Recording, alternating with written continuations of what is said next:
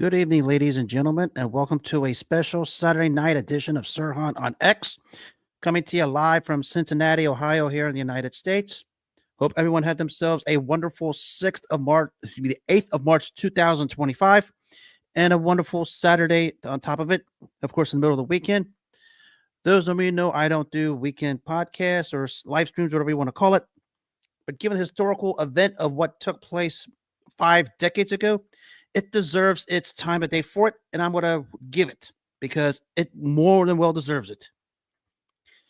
It is the 54-year anniversary of what was dubbed the fight of the century that took place at Madison Square Garden for the heavyweight championship of the world. It was heavyweight champion Joe Frazier against the challenger Muhammad Ali. Frazier, the 1964 Olympic gold medalist. Ali did it. Excuse me. Ali did it in 1960. Then was known as Cassius Clay. I'm going to do this into the boxing aspect. I know there's a lot of cultural and sensitive parts of this I will exclude from due to the fact that I don't partake in sensitivity of such things. You guys out there can have it on your platform. I will not have it on mine. But when you have a historic date, and whenever it pops up on your calendar, you always think about what happened on that day. Can be many things in many walks of life. Before the sports culture, the pop culture, and especially the boxing fraternity, March 8, 1971 will always resonate in the minds of many who witnessed this event at Madison Square Garden at a standing-only crowd. Joe Frazier was a 1964 Olympic gold medalist, turned pro rather quickly, built a record, got a win over Buster Mathis Sr. to win the New York State Athletic Commission championship. Eventually went on to become the undisputed world heavyweight champion when he obliterated Jimmy Ellis in 1970 in less than 4 rounds to win that championship. Made one successful defense against Bob Foster going into that fight. Joe Frazier, known for the relentless style, the vicious left hook that can put you on the canvas, which is what he did to both Ellis and Foster in the 2 fights prior to this. Excuse me. And was basically gaining steam going into this fight, and basically it was almost like a prohibitive favorite in a way because he had gained all the momentum. Now we're going to flip to Muhammad Ali real quick, the 1960 Olympic gold medalist. As you know, on February 25th, 1964, as an 8-1 underdog, he shocked the world when he upset the scary Sonny Liston, making him quit on the stool in between rounds 6 and 7. Of course, prompted a rematch more than a year later. We know the story there up there in Lewiston, Maine, the so-called Phantom Punch that nobody knows if it's landed or not. I have a comment here. I'm going to see. What's up, Jim? What's going on, my guy? Hope you're doing good over there across the pond. Just talking about the historic day of Ali-Frazier. But Muhammad Ali, we know about the rematch with Sonny Liston, the punch that people still wonder if it landed or not. Back then, we know about the conversion from Cassius Clay to Muhammad Ali. I'm not going to get into it. And basically, what for his beliefs and what he stood for, he was stripped of the heavyweight championship for reasons. As I always said, I'm not going to get into it, which he was stripped of it in 1967. But he managed to, after a couple years away, came back in 1970, got a couple wins over Jerry Quarry and Oscar Buenavena. And of course, he calls out Joe Frazier for the heavyweight championship. And now we have perhaps the most intense buildup in the history of sports and combat buildups, because that's what we had here that took place 54 years ago. I mean, if you followed it back then, you know how big the buildup was. And we had all kinds of, heated confrontations, heated tensions, all kinds of slurs going back and forth. Whatever you want to name it, you name it. And that's what happened to the buildup of this fight.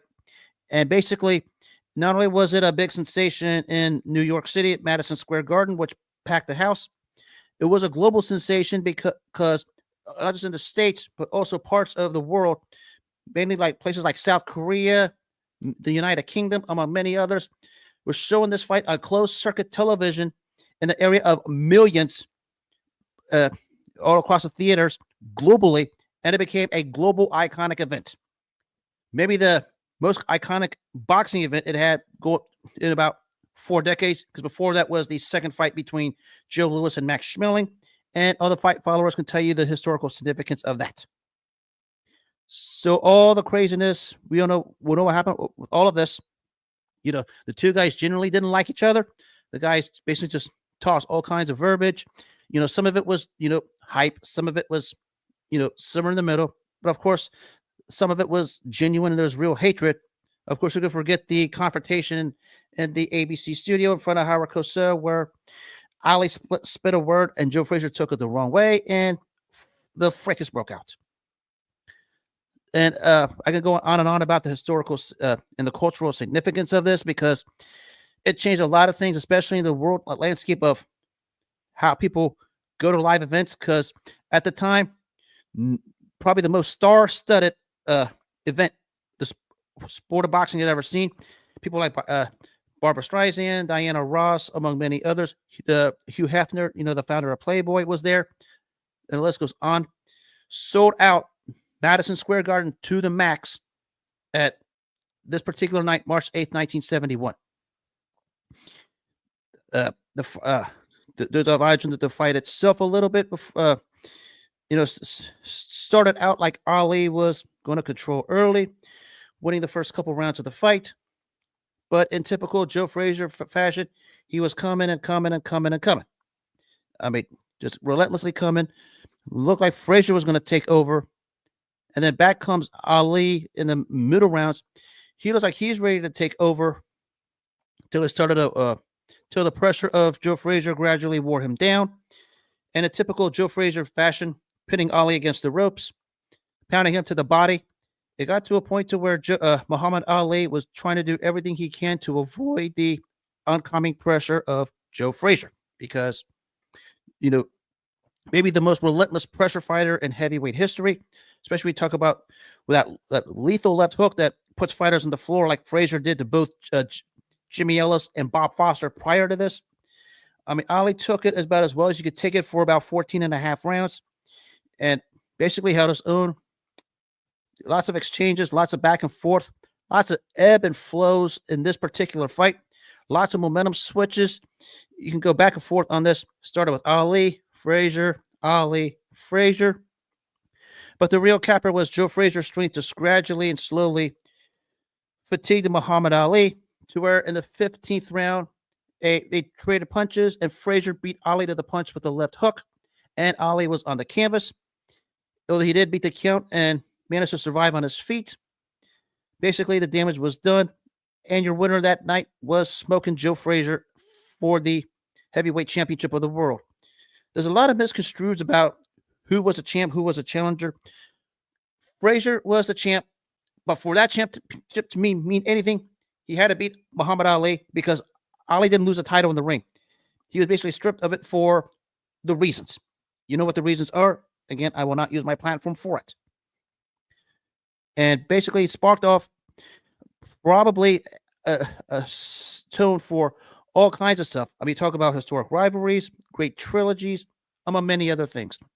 The numbers were through the roof in the millions, not just, at Madison Square Garden, where basically it was an electric atmosphere. We rely on the great Gil Clancy, who trained Joe Frazier for this particular fight, who basically said he never witnessed an event with the kind of atmosphere or electricity that what took place March 8th, 1971 in New York City.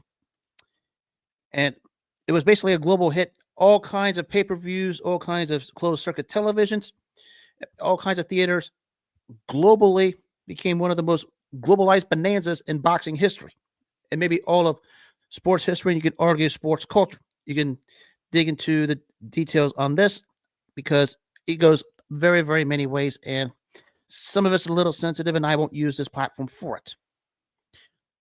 But it was a big time bonanza. When you think of, historic rivalries, of course, you think of Ali-Frazier among the ultra elite, especially in the individual athletic competition, because, those, I would say, when it comes to rivalries, two athletes or two teams are just made for one another. And there was the perfect example of this started March 8th, 1971, 54 years ago today, when Joe Frazier and Muhammad Ali collided in what was a massive, massive historical fight of historical significance. started to change sports and sports culture as we know it gradually because it was a big bonanza. Of course, it was replayed all over the television networks here in the States after the original telecast was on pay-per-view and closed circuit, and it could be seen in theaters all over the place because everybody was so fixated on what Muhammad Ali was going to be able to do after being away from the sport for nearly 3 years, stepping up against this bad man and smoking Joe Frazier, who basically came at him with both barrels. And basically, we were treated to a delight. And when they call this the fight of the century, it basically lived up to the billing and then some, because some people, all the publications as the 20th century came to an end, called it legitimately the greatest fight of the 20th century.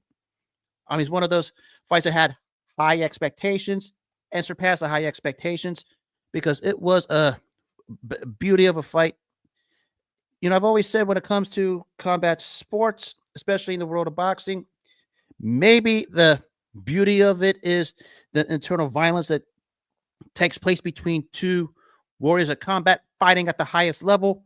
And we talk about the ultra elite level that Joe Frazier and Muhammad Ali fought 54 years ago. That's all you need to know.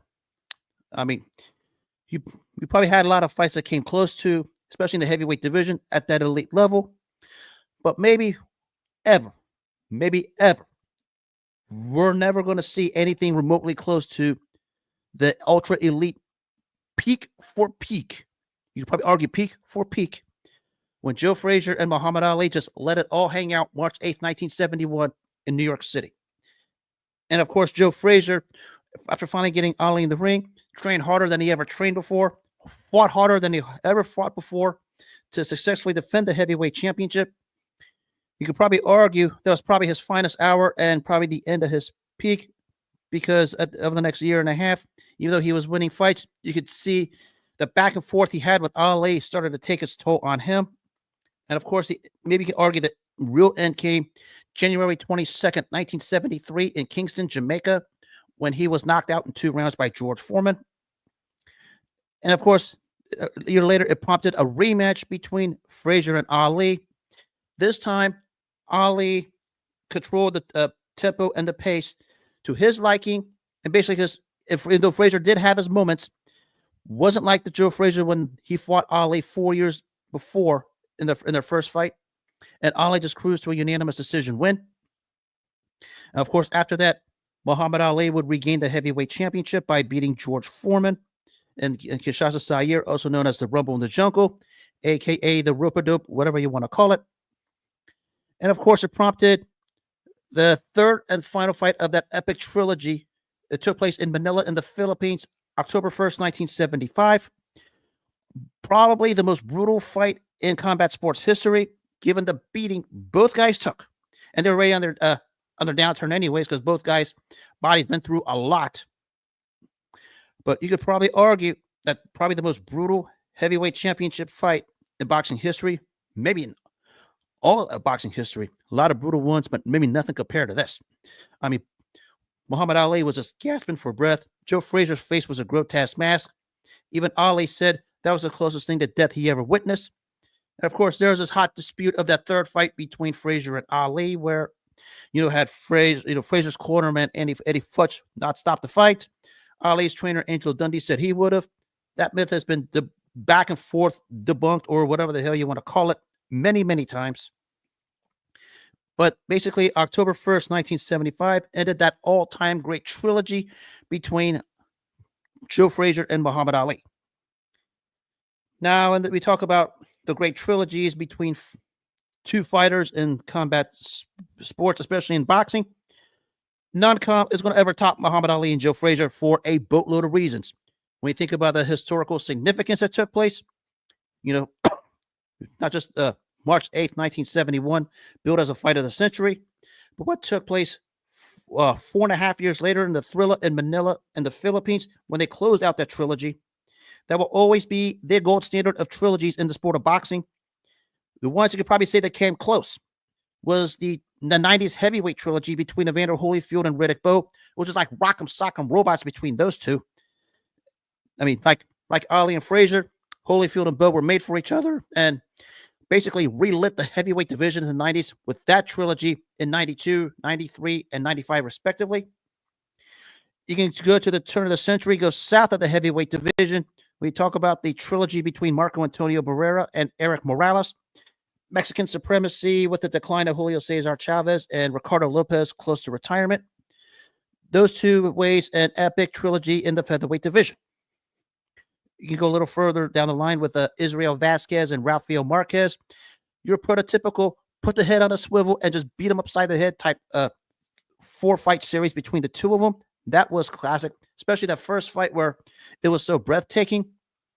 You can go before Ali-Frazier to a trilogy like Ezra Charles and Jersey Joe Walcott. I mean, both guys were fighting for respect, especially Charles, who never got the light heavyweight championship fight, fought Walcott for the heavyweight title. He won the first two. Walcott won the second two. Sugar Ray Robinson and Jake LaMotta. You know the story about that. LaMotta wins the first one. Robinson wins the rest. Of course, the first 5 fights were competitive in their own right. The end game was the St. Valentine's Day Massacre, where Sugar Ray Robinson just obliterated Jake LaMotta to end that 6-fight rivalry. And you can go on and on about, but that's basically the only rivalries that compare to what Muhammad Ali and Joe Frazier did. But I could put all of them collectively. You know, Holyfield Bo, Barrera Morales, Vasquez Marquez. You could put Charles Walcott and Sugar Ray Robinson, Jake LaMotta. Actually, forget the two before. Just let's put this in perspective. Ever since then, Holyfield Bo, Barrera Morales, and Vasquez Marquez, they had epic trilogies. Put them together, they can hold a candlelight to what Ali-Frazier did. Because this trilogy happened in the 70s.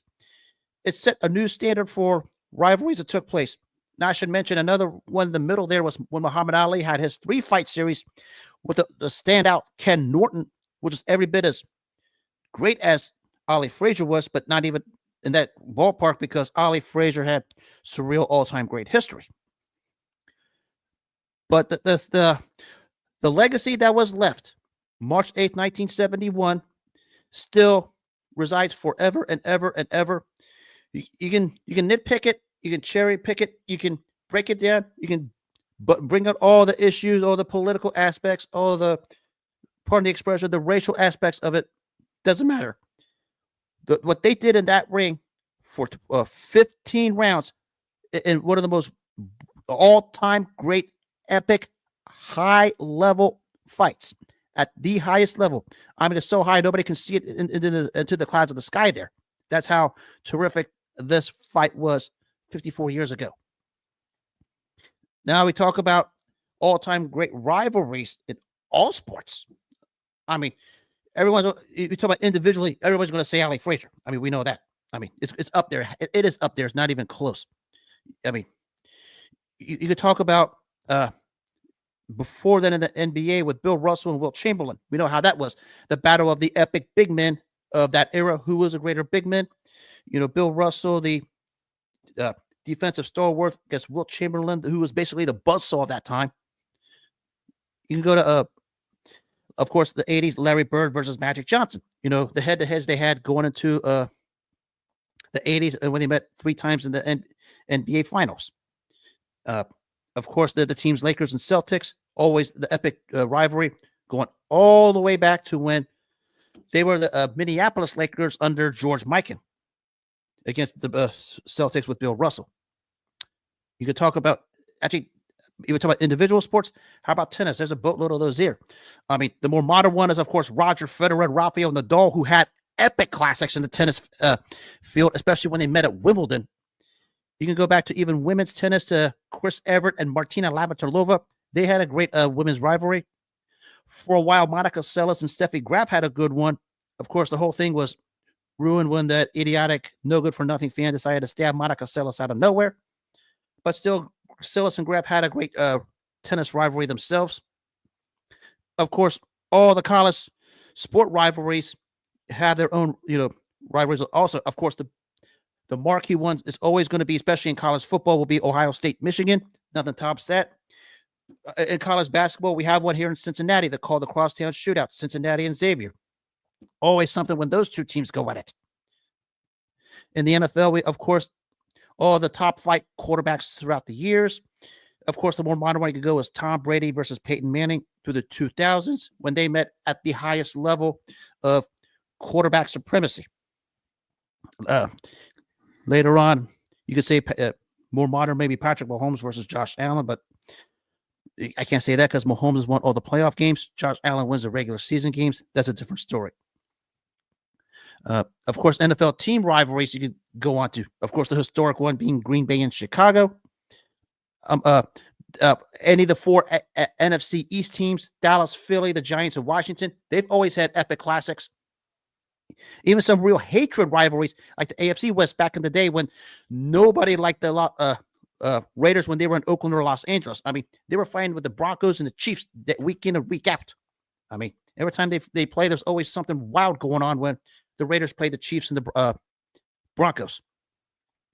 Of course, the all-time one in baseball is, of course, the one that still goes on no matter who's on the roster, the New York Yankees and the Boston Red Sox.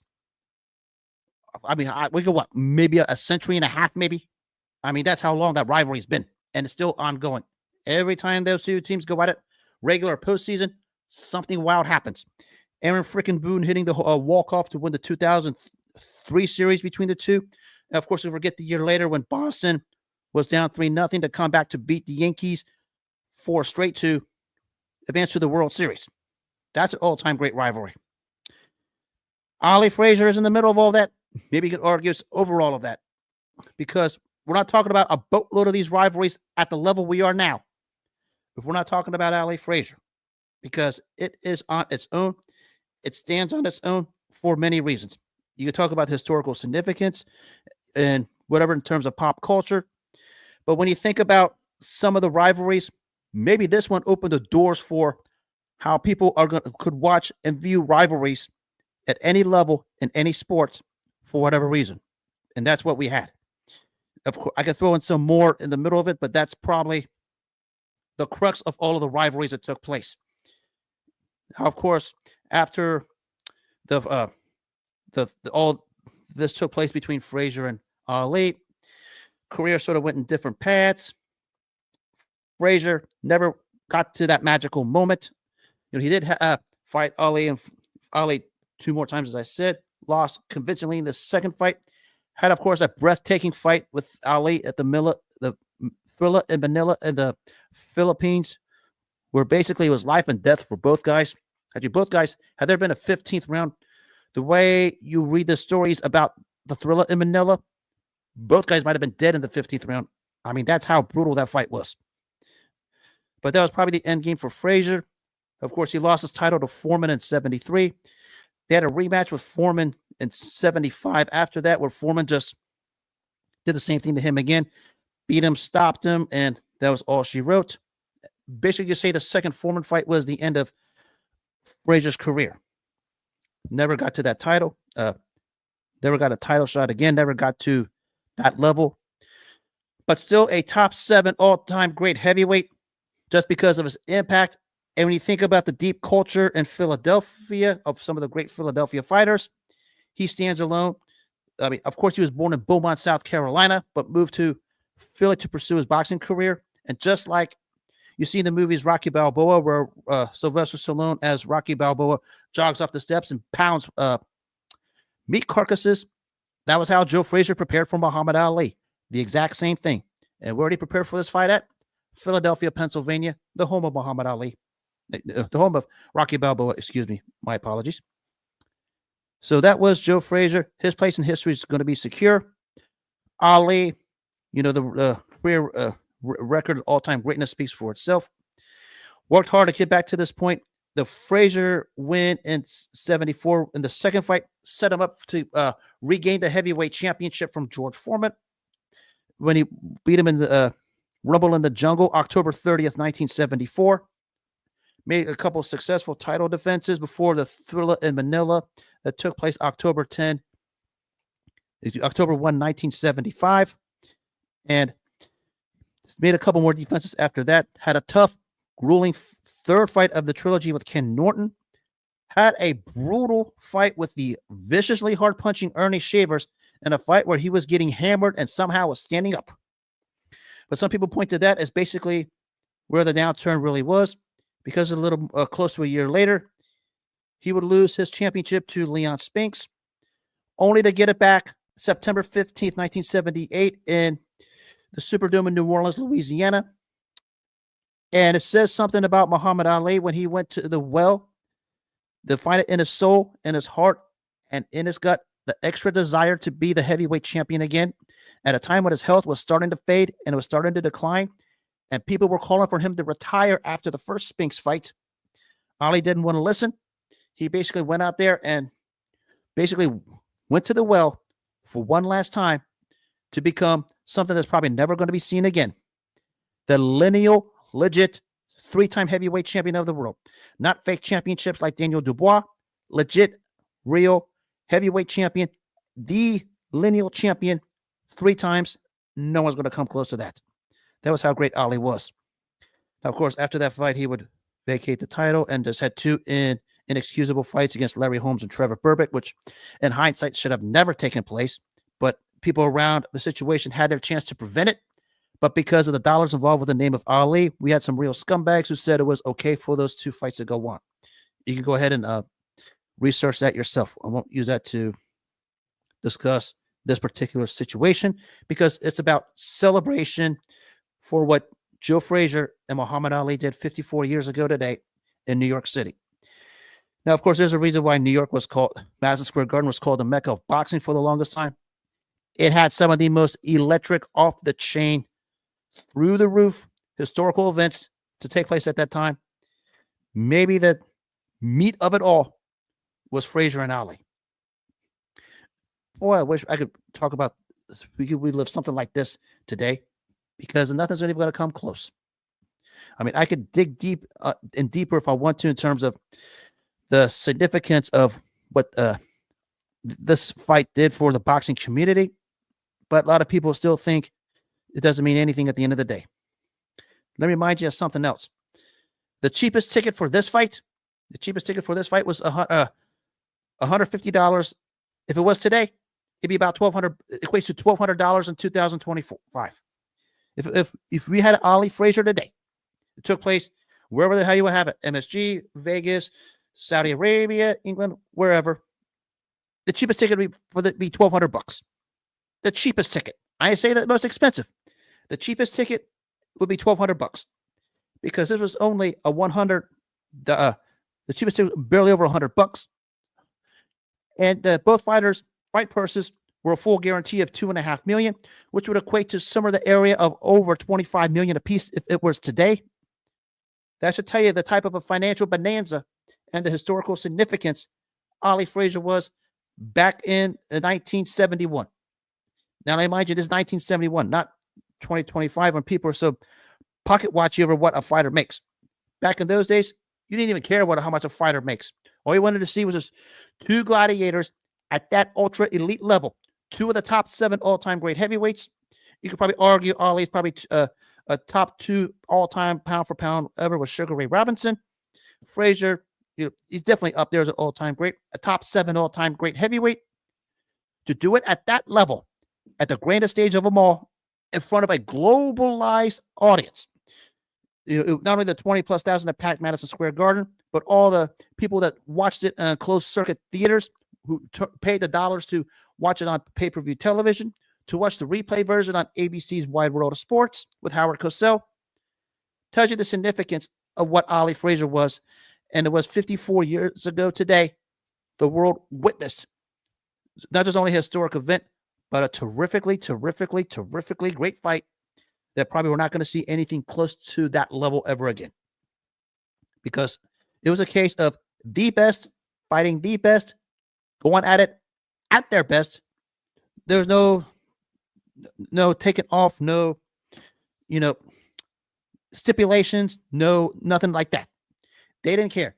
They wanted to get in that ring at the highest level. They threw down. There was no wait till one fighter starts to hit the decline. No wait till one fighter hasn't even hit their peak yet. Ali and Frazier fought at their very peak March 8th, 1971, and basically put on a dazzling display 54 years ago today. And the history of this fight, you can dissect it all you want. Ali-Frazier stands on its own and will always do. Boy, I wish I could have rivalries like this again where we could just have it at the highest level. I mean, I haven't seen anything quite like this in maybe forever. I can't say one fight where I can simply say both fighters were at their very peak, like an Ali-Frazier, achieved greatness, achieved history, and basically let the rest take care of itself. You're talking about ultra history here with Ali and Frazier. I mean, all the rivalries you want, you don't talk about rivalries without mentioning Ali-Frazier. That should tell you the greatness and significance of the rivalry that took place March 8th, 1971, the first fight, January 28th, 1974, and the second fight, the capper, of course, the Thriller in Manila, October 1st, 1975. Boy, I can't wait to talk about the 50-year anniversary of that in October. Yes, I'm already planning that far ahead. I wouldn't mind doing more historical events like this because there's some of you guys out there who are just ungrateful and unappreciative of the kind of legacy and the tracks that Ali and Frazier left 54 years ago. They say rivals like this bring the best out of each other. That's what these two did March 8th, 1971. And may the souls of Joe Frazier and Muhammad Ali rest in peace. And I will give them the final salute to the gates of heaven to say thank you for revolutionizing and modernizing the sport of boxing today and sports rivalries today. And that'll wrap up this special Saturday night edition of Sirhan on X. I hope everyone has themselves a wonderful rest of the 8th of March 2025. Remember, don't forget to turn your clocks 1 hour forward overnight because it's that daylight savings again. No show tomorrow, but I will be back Monday. Lots of crazy stuff and other sports to talk about. I will touch on that Monday night. But until then, have yourselves a wonderful day and Sunday. And remember, always make self-care your number one priority in life. If you don't take care of yourself first, nothing else matters. But until then, good night. Take care of yourselves. Enjoy the rest of the weekend, and God bless.